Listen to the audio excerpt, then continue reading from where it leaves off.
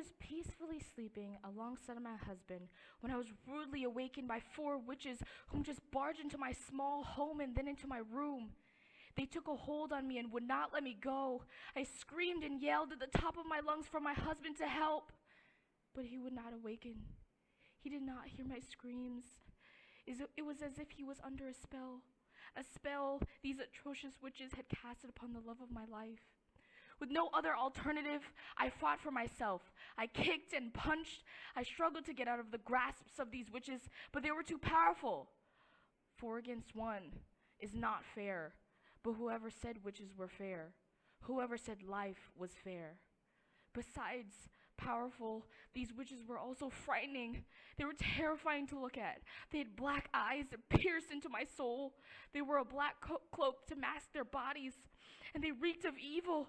I did not know what they wanted from me. All I knew was that I had to follow them if I wanted to spare my life.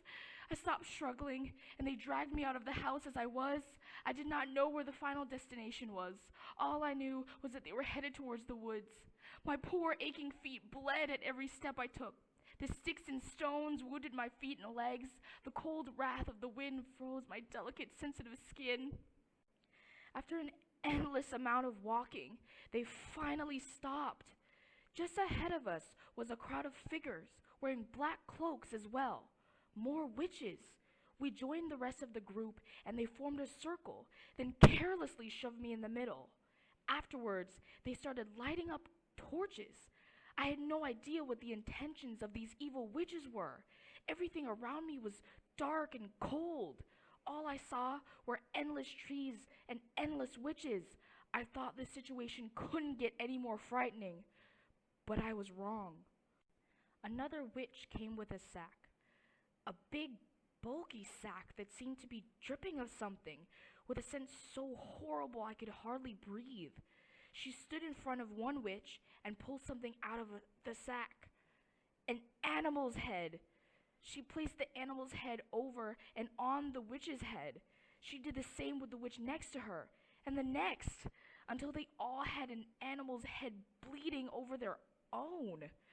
Cows, pigs, sheep.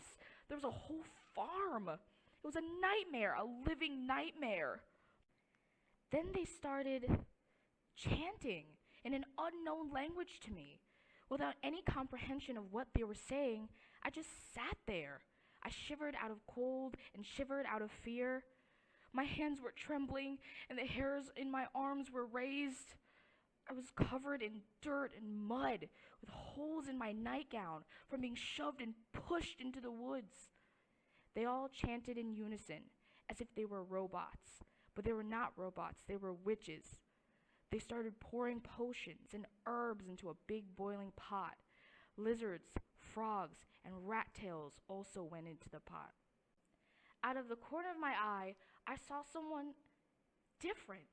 They were dressed in regular clothing and not wearing a cloak like the people surrounding me. But they seemed frightened, and they looked surprised and stunned, with their jaw dropped from astonishment and pupils dilated from disbelief. Although they were frightened, they were hope for me. It was another person, not a wretched witch.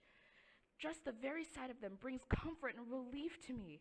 Maybe they have come to save me. Maybe I won't die today after all, I thought. I waited for her to make a move, to interrupt the ritual and help me, but she stood still, watching.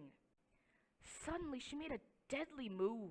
She lost her balance and fell over in a pile of rocks. The pile disassembled and made a rough sound.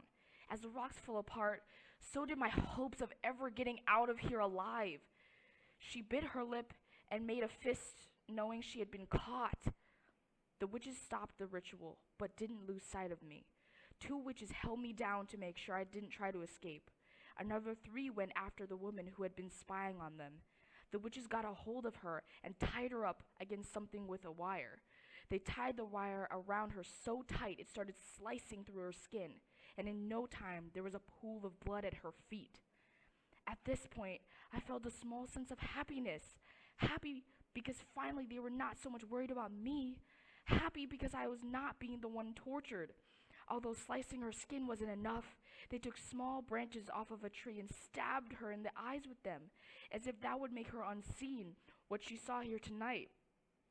I was hoping they'd keep going and forget about me. But they soon ended it.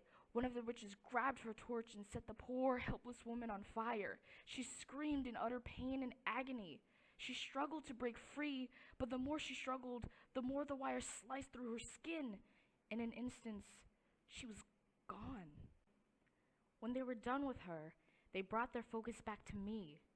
They continued chanting, and suddenly, they stopped. 2 witches approached me. One of the witches was wearing a red cloak. They approached me with a book in their hands, a book so thick and heavy it took the both of them to carry it. The book also looked old as if it had been hiding out for centuries. The wind carried the dust laid upon it. As the dust cleared away, I could see a title. The title read, Devil's Book, Confederate Witches. At this point, I had figured out what they were doing all along. They wanted me to join them and be a part of the Confederate Witches. They had recruited me. The witch with the red cloak and her assistant held the open book. Then a witch comes to me on my right, nearly frightening me. She hands me a knife and tells me to make a slight cut on my wrist. At first, I resisted, but then she said that if I didn't cut my wrist, she would cut my throat. I did just as they asked me to. After the cut, they asked me to hold my hand over their book and to let my blood drip onto the open pages. I did just that. As my innocent blood tainted the pages of this evil book, the leaves started rustling, the wind started picking up, and the branches on the trees started fighting, swaying back and forth. Everything around me spun and got eaten up by the fierce wind, nature fighting against each other, and the ravens circling around and screeching.